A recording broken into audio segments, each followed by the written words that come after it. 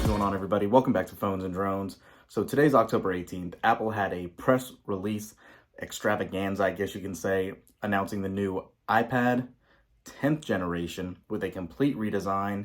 You have your Touch ID and the power button. There's no more home button. It's more of a modern looking iPad and an upgrade to the iPad Pro, getting the M2 chip and a nifty extra feature with an Apple second generation pencil that Samsung's used for years, and an S Pen, being able to hover over the display.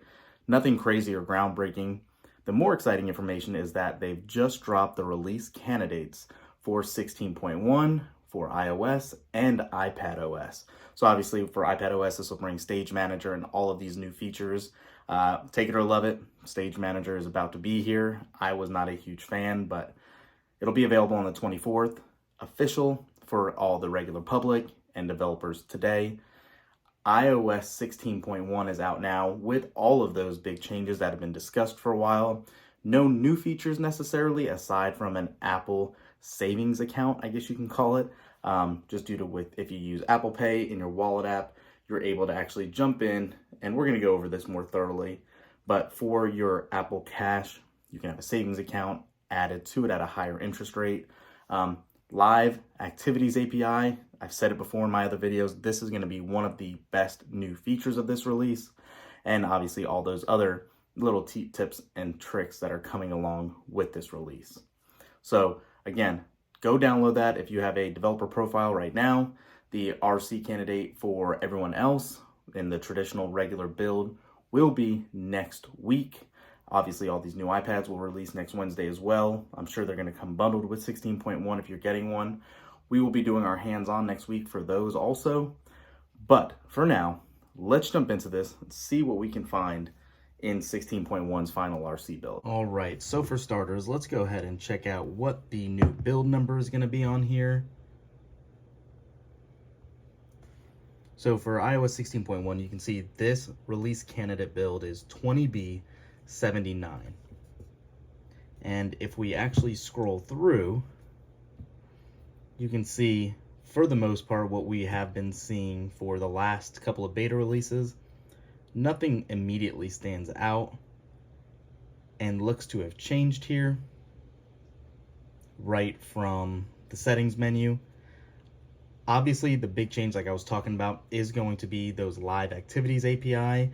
That'll have to come via software update on the back end from developers. So we're not going to be able to find anything here in regards to that yet.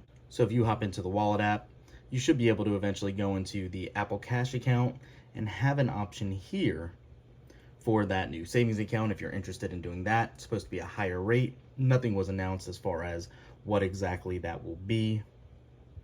One thing I do want to check out though, and we've kind of touched on this recently, is in the Apple TV app, the sports scores. I wonder if there's any update here in regards to that. Let me check something.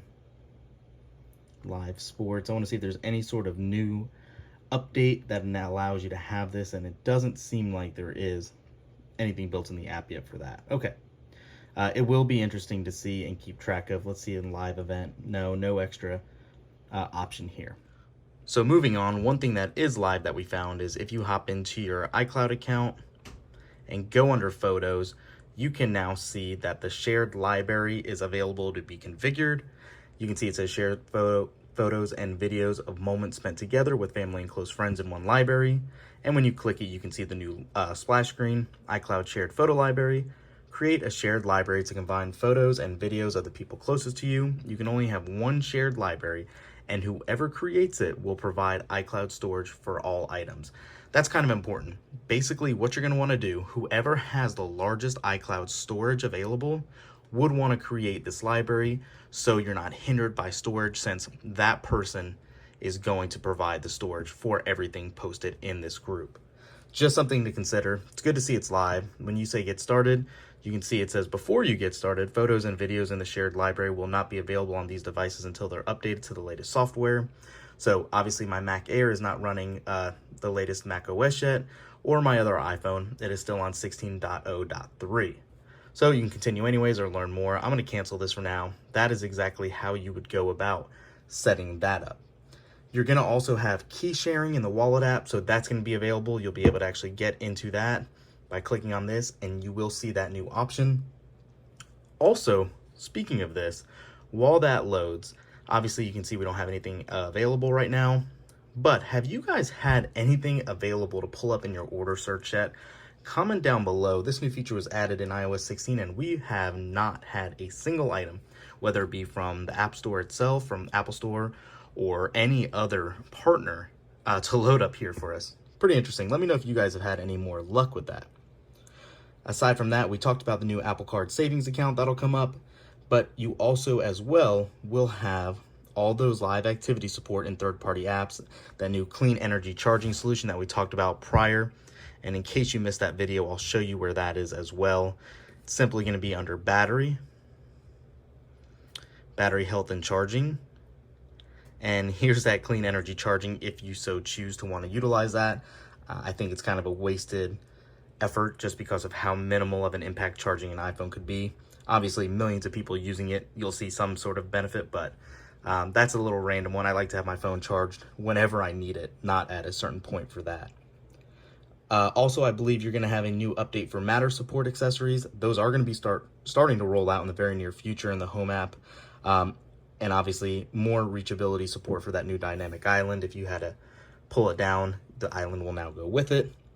And just some other bug fixes, really. So, yeah, tons to unpack in this update. Let me know what you guys think. If you found anything new, comment that down below as well. Don't want to ramble on this one too much longer. Thanks for watching. Thumbs up this video, subscribe to the channel, and we'll catch you in the next one. Peace.